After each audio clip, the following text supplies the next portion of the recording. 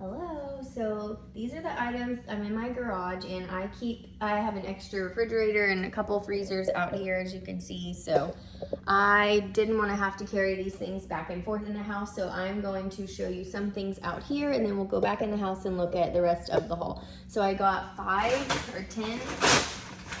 5-pound bags of russet potatoes, and I like these good organic potatoes. I just wash them really well with water and scrub them with like a firmer bristle brush, and we eat the skins and all.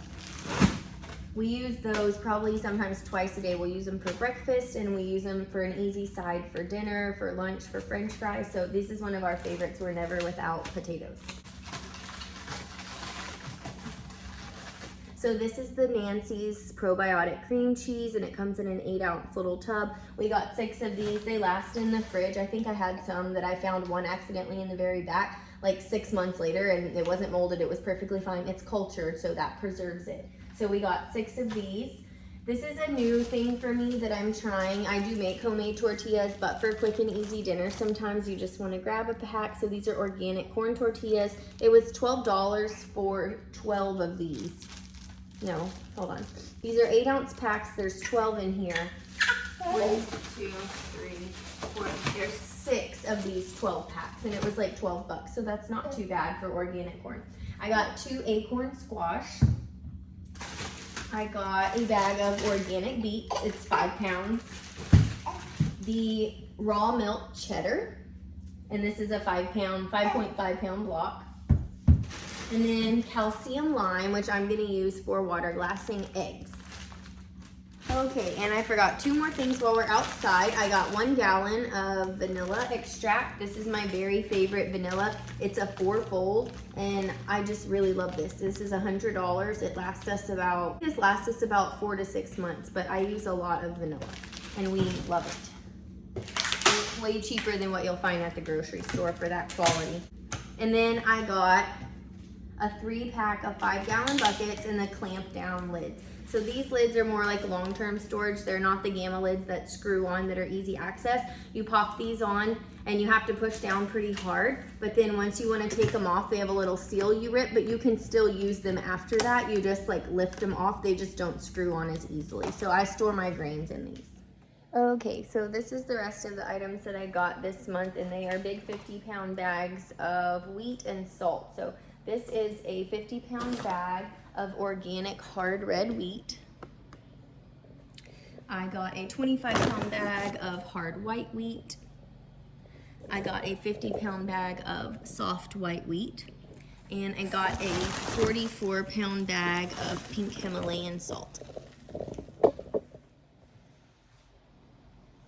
Okay, so one more tip I wanted to tell you about was, you might be thinking, why in the world do I need 44 pounds of salt? And I like to buy things in bulk so that I don't have to buy it every month. I use salt for canning, fermenting, all kinds of other food preservation, and obviously seasoning food. When you don't buy store-bought and packaged food, you use a lot more salt, because the quality of salt you're using, your body's actually using and absorbing it, and it's bioavailable, versus salt from the store or like table salt that has anti-caking agents and other stuff your body doesn't actually use. This salt can actually help lower your blood pressure, whereas commercial heavily processed salts actually increase your blood pressure. So the way that you would want to store salt stores indefinitely. A processed salt without additives is going to last indefinitely. It's shelf stable. But salt is hygroscopic, meaning that it attracts water. So you're not going to want to keep it like above your kitchen or above your oven. It will collect all that steam and turn into a rock, and it will absorb the odors. Now you could take a hammer and a chisel and break it up, but you're not going to want to do that every time. You want to properly store it so that it's not damaged. So my husband will, whenever he gets home, we'll take this and we'll put it in a 5-gallon bucket here. And these are the ones that I told you are more long-term. And I just have a hard time snapping these lids on. But I will pour this in here, and then I will just get into it when I need it. I will probably fill like a couple, maybe like gallon bags or gallon jars with it. That way it's easier to get into, but I might just refill like I will just refill a smaller but still large container to use from once I break into this. So this snaps on, and then once you need to get into it, you have this little seal that's like what's on like a milk jug, like you rip that off, but then the jar, I mean the lid is still usable. It's just that you've broken the seal, so but you still can use the lid. You pop it on and off. So anyways, that is how I store my salt.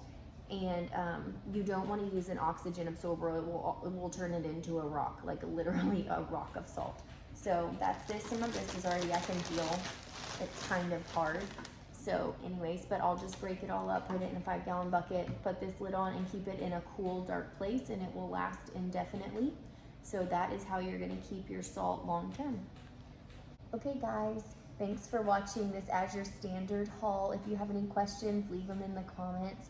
I am so grateful for all of you, and if you're new here, don't forget to like, subscribe, and share.